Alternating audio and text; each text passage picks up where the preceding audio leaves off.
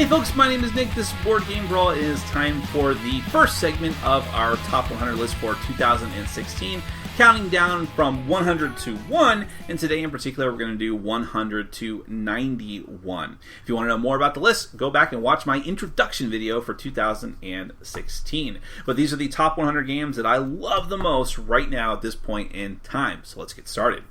My number 100 is Firenze, or is it Firenze, or Firenze? I never know. So we're going to say Firenze. Now, this was my number 63 game last year, so that's 37 spots. It's a pretty far drop. I'm going to attribute that to not having played it. I think maybe I played it once at the beginning of the year, and that was it. So it might fall off next year if I don't play it some more, but it's not because it's a bad game. It's just not really in my forethought. It is ranked number 599 on Board Game Geek, which is okay since no one's really talking about the game, and has an average user rating of 7.3. It's from Pegasus Spiel. Now, this is a Euro game. I would say a light Euro game, and also a surprisingly in-your-face Euro game where you are trying to build towers in Firenze, as the name implies, using different colored tiles. You want to build, obviously when you have the same, use the same tiles for the same buildings. You're going after these different achievements on other towers out on the board, and there are cards that you have to take that will give you sort of either special stuff for yourself or negative impacts on your opponents. That's where the game can get kind of nasty.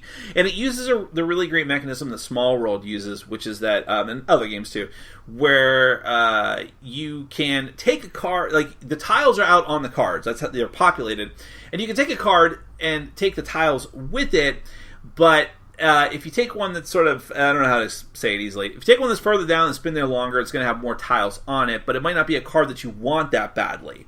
But you might really want the tiles on it. So there's really like a give and take there, and I really like that kind of mechanism. But it's a good, light game that plays fast and is pretty in your face. So if you don't like that, you might want to skip it, but otherwise I think it's a good choice. That is Firenze, my number 100 for 2016. However, for second opinion, we have Red Ward from over on BGG. He says, have fun building your sandcastle. Oh wait, someone just drew the piss on your sandcastle card, and all your dreams now smell of urine. Sucks to be you.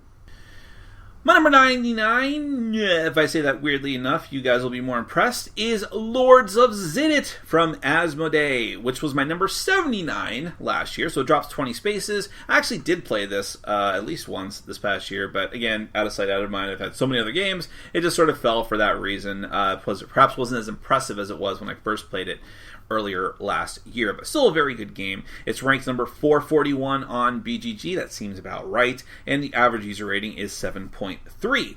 Now, this is actually a re-implementation of Himalaya from the same designer. Very different theme, though, very bright and colorful as opposed to the original version of this game. You're taking little captain warriors and rousing the townsfolk, farmers, peasants, warriors, mages, and trying to get them to fight this influx of monsters that are raiding the countryside. The way you're doing it is through programmed action, which I don't typically like, but it works here, where you're moving your troop around, going from city to city, trying to recruit people, and then use them to kill monsters, and trying not to run into the other players, but also trying to get to the primo spots before the other players do. One of the best things about the game is that it has a really fascinating final scoring bid where you're trying to compete for all of these different tracks, but just because you just don't want to be last in the tracks. You can not be first in some of the tracks, but you ultimately want to be in order to potentially win the game, but you just don't want to be eliminated on any of the tracks. It's kind of difficult to explain, but it's really both hair-pointingly frustrating, but also incredibly cool at the same time, if that makes any sense. But that is Lords of Ziddit from Asmodee, my number 99. However, over on BGG, Affirm8 says, I just hate this game. Got it as a gift. Boring as hell. Straight to the point. My number 98, had I kept a record of it, might have been on the first year of this list, but I don't think so. It definitely wasn't on last year's. That is Legends of Andor. One version of another of this has been kicking around in my collection for quite a while, but this is the first time I know of that it's been on the list. It is ranked number 251 on Board Game Geek with an average user rating of 7.3. And it is from Cosmos. It was originally, it's always from Cosmos. There was an English version that I originally had from Fantasy Flight Games before they dropped it because it didn't sell very well. But this was actually the year that it came out. It was a Kennerspiel des Jahres winner, which was the more advanced games from the Spiel des Jahres. And it's easy to see why. It is a cooperative adventure game, typical fantasy type stuff, mages and warriors and dwarves and elves going against hordes of like orc-like monsters. They use some kind of different terminology, but they're basically like orcs and goblins and dragons and things like that. But how it plays out is completely different than like any other game I've played, because it's all about monsters moving very predictable patterns, like easily predictable patterns, and you are trying to like head them off at the pass. You're trying to figure out what their patterns and rotations are. They come out on the board in very predictable ways. You're going through a storyline that goes from beat to beat, card to card, and you have a very strict time limit as to when you can finish your quest, whether that's getting a letter to the castle or going and getting the MacGuffin to some other place or picking up the MacGuffin from somewhere else. But if you don't do it in time, and if you don't do it in the right way, or if you lose, the MacGuffin, you're going to be in a lot of trouble. So the scenarios are very set and very strict, but it's all about logic, basically, and puzzling it out. So it makes it very different than other cooperative adventure RPGs, or not RPGs, but cooperative adventure games. Maybe that's why I like it so much. It's also got beautiful artwork as well from the designer himself, who is Michael Menzel. So that is Legends of Andor, my number 98. Nuclear Star 27 says, however, over on BGG, a prime example of why artists should stick to what they do best and leave the designing to the professionals. My number 97 is new to the list, and a new game came out at actually Christmas time of last year, but I don't think I had played it in time for the previous iteration of the list. It is Star Wars Rebellion from Fantasy Flight Games. It is number 5 on Board Game Geek, which I hadn't looked at the list in a while. Shocked me. I couldn't believe it was number 5 overall. This is overall ranking. But anyways, it's easy to see why when you see the user rating, which is 8.6. This is an excellent, primarily 2-player game. I wouldn't play it with teams, that basically encapsulates the original trilogy of movies for Star Wars, 4, 5, and 6, basically, where you are, one side is the Empire, one side is the Rebellion, and you are vying for control on a grand scale of the different planetary systems. And there's so many thematic things. The way the main impetus of how the game works is almost worker placement in a way. I guess it is technically, where you're moving characters out onto the planets to activate them and use their special abilities and use your cards and all these different interesting things. And there's so many thematic things that both sides can do. The Empire can activate the Death Star and blow up planets and destroy them completely. I mean, it's very cool. Awesome miniatures that come with the game. I would say it's very heavy. Actually, the rules are pretty straightforward, but it's very long and can be quite involved, especially the first time that you play it. But man, if you can get through it the first time, it is just a really crazy awesome experience. That is Star Wars Rebellion. I've only got it at 97, but it's number 5 on BGG. That's amazing. But easily my number 97.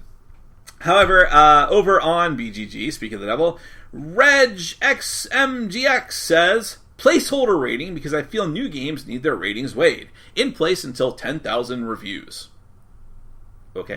My number 96 is Code of 9. This is from Z-Man Games, originally a Japanese game from Bakafire Party, and the designer is Bakafire. Don't you wish you were named Bakafire?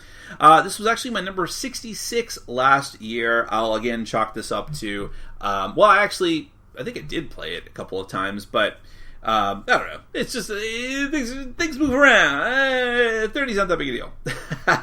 It's actually ranked 3,308 over on Board Game Geek. So not exactly lighting the world on fire, especially with a user rating of only 6.6, which is rather middling. But I really like this game. This is a very unique worker placement game. Very light. Components aren't great, but basically takes place in the future. Some androids wake up. Humans running around. They're trying to figure out what their directives are.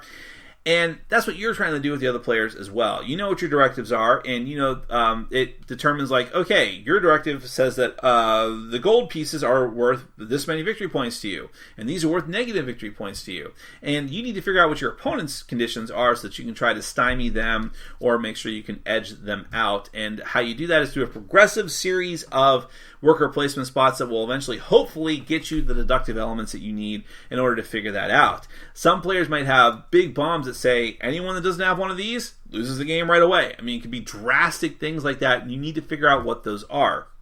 So a lot of people didn't like that because it is basically adding an element of randomness and mystery that people don't like. They want more control over a worker placement game.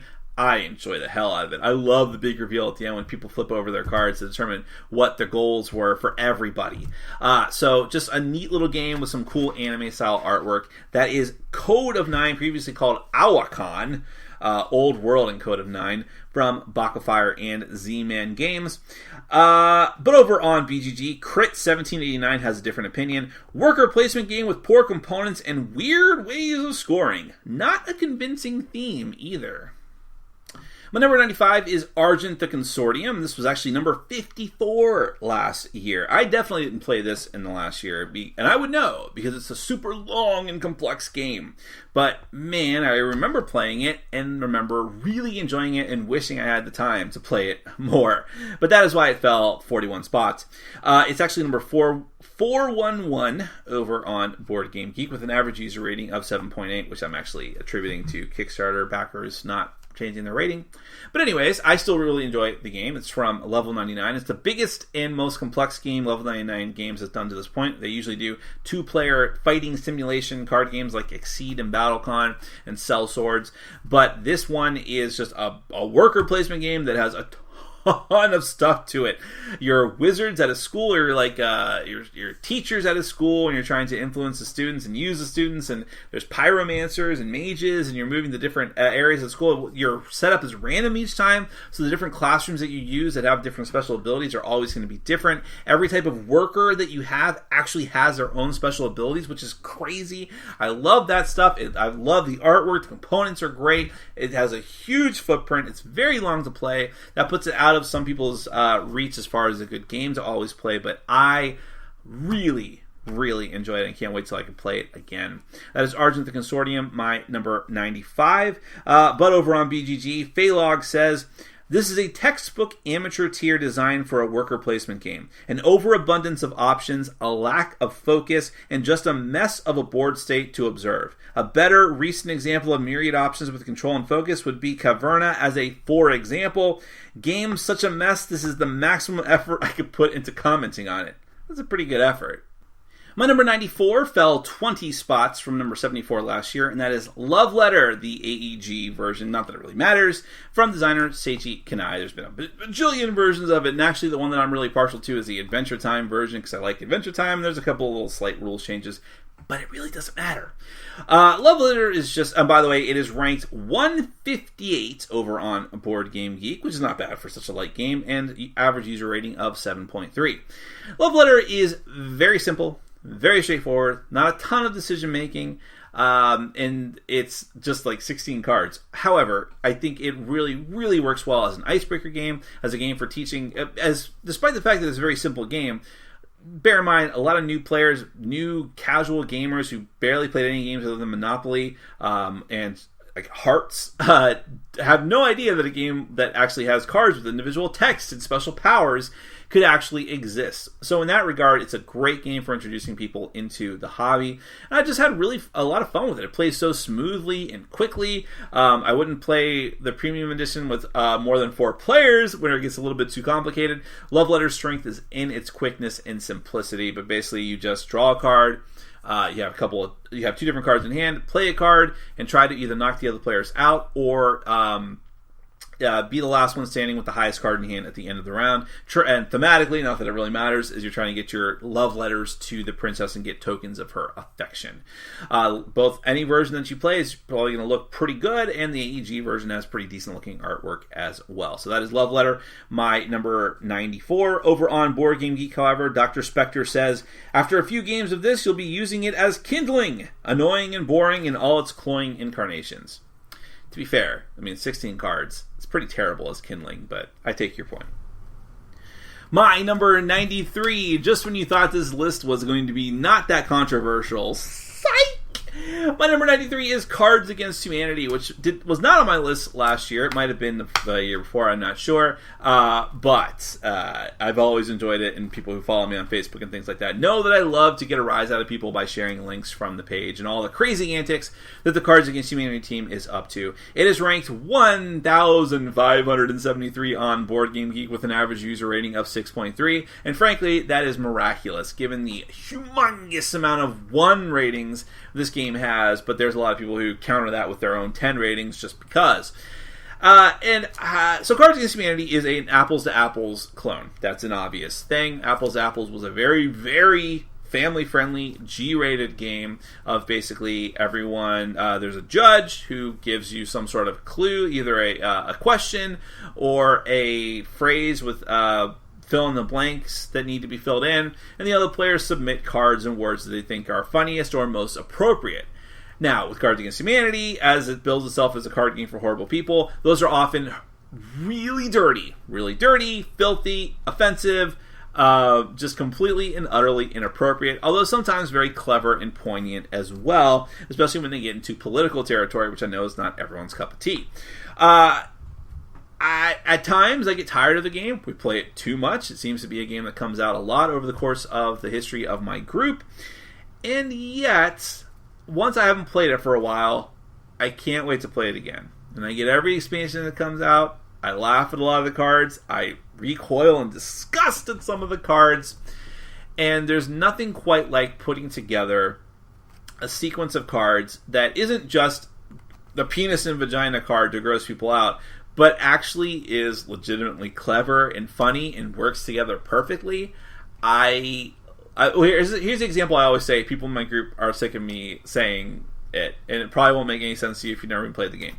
But you can make a haiku in the game. Not really strictly a haiku, but you basically put 3 cards together, and it's a ceremonial way to end the game. And the one that I put together was, there's 3 white cards, 3 different phrases. And it was, the rapture, all of my friends dying, me time. And I just like that. I like that you can put together clever things like that, and it's not just all sick and gross out. But of course, that's what you hear about. I will always get flack, as you're about to see in a moment, for liking this game. And we will always be looked down upon for liking this game. But I will always love it and love the antics that the crew gets up to and all the good things they do for the community. What can I tell you? That is Cards Against Humanity, my number 93.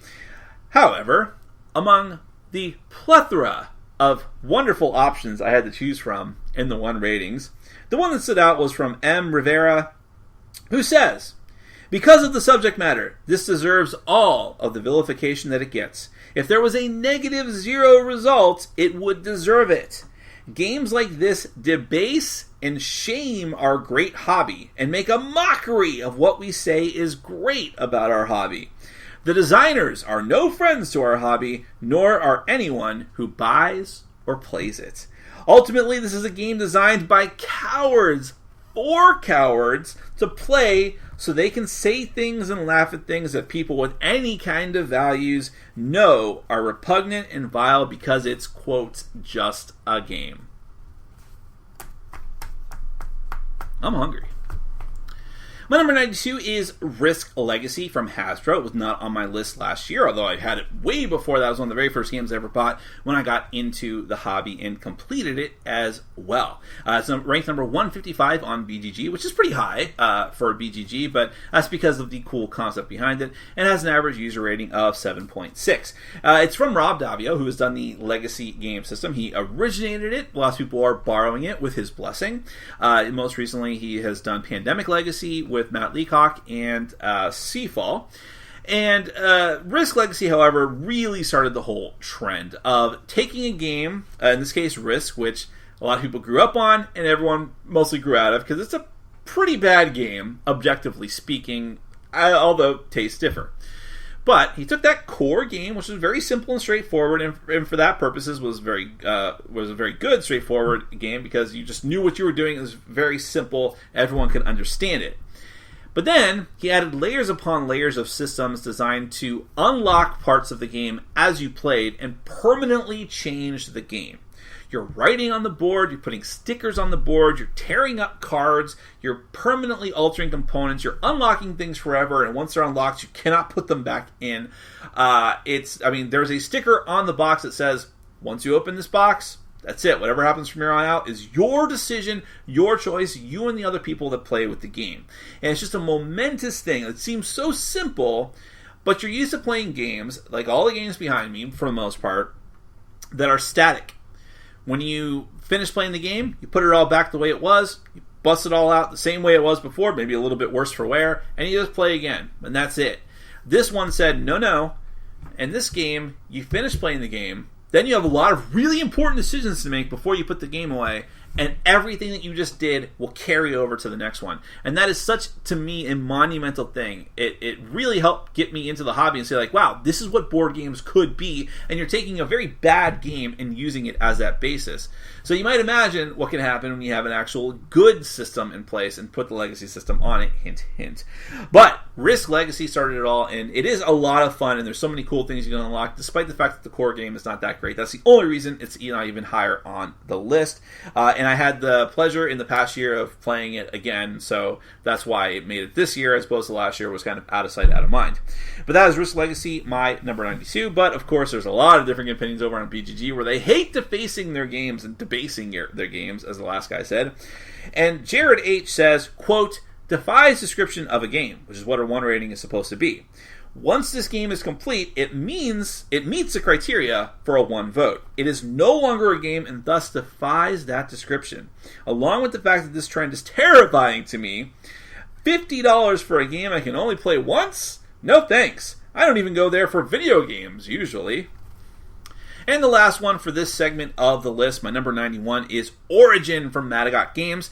This was my number 77 last year. Of course, by the way, it makes sense that a lot of games that are plummeting a bit on the list are going to end up at this bottom part because other things have come onto the list and pushed them all back. Anyways, it's ranked number 1722 on Board Game Geek and has an average user rating of 6.8. This is an abstract game where you and the other players are in sort of primeval Earth, where the early peoples are spreading out from Africa, the African continent, or whatever it was at the time, because it wasn't called that.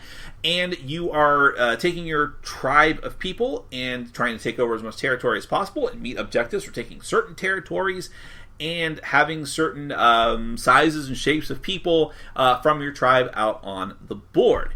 Now, that might not sound like anything particularly great, but when you mix that very solid gaming experience together with the most, or amongst the most beautiful pieces I've ever seen in a game, which Madagot is known for doing, but they really blew themselves out of the water with this one. Just beautiful wooden pieces representing your tribes of all different shapes and sizes and colors. Good, solid wooden pieces on a beautiful looking board. Just everything about the game experience is great looking, but it's also a very simple introductory game to play, but has enough teeth to it that I think... I sound like I'm doing a preview. I think that even experienced gamers, and I know for a fact, because I've played with them, including myself, can enjoy the game because it's a straightforward, but it's fun and just great to look at. So that, and it's just an unsung hero of my collection because it's gotten quite a lot of play. That is Origin, my number 91 this year for 2016. But over on Board Game Geek, JK777 says, unplayed. So rated it a 4 to start. Huh. Well, everyone, thank you for watching. That is my 100 to 91 coming very soon. In fact, perhaps at the same time as this will be my number 90 to 81, and then we'll go on from there. Thank you very much. Happy holidays. Take care.